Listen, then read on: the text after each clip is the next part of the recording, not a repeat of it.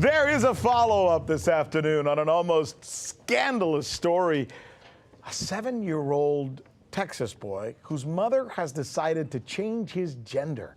She says that he identifies as a girl, even though a court-appointed experts who interviewed the boy say they did not come to that same conclusion. So this gender transition operation is very invasive and complicated, and the boy's father says he's dead set against it. Here now, RT correspondent Rachel Blevins with some brand new information on this case that's coming to us just today. All right, what's the update? Well, it turns out that a judge is ruling against the jury in this case. And earlier this week, we saw a jury rule 11-1 in favor of the mother, which is to say that they wanted to give the mother sole conservatorship so that she would make the decisions where the boy is concerned. Now a judge is coming forward and he's saying, no, we're going to give the parents joint conservatorship, which is to say that they are both in charge of making decisions for the boy, which would include these medical decisions. And the judge has also taken it a step further and said that the parents can't talk to the media anymore, and that they can't continue to publicize this case. So one would be very concerned for the young man, because we all make mistakes as parents, except in this case, it's a mistake that that young man will live with for the rest of his life, right? Absolutely.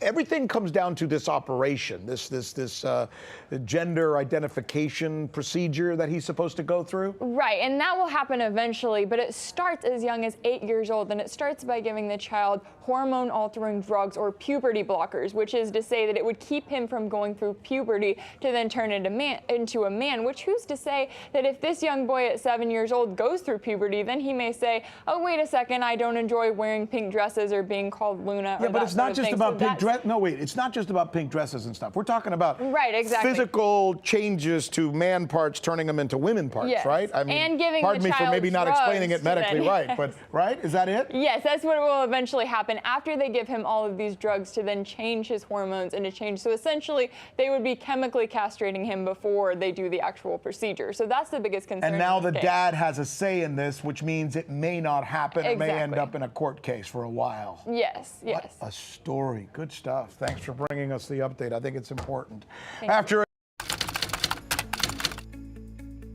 So you haven't heard that we're the ones covering the stories that you won't see covered anywhere else? In Venezuela, Kazakhstan. Let's go to Hong Kong. And the media reaction to that has been crickets. How about the way we cover those stories?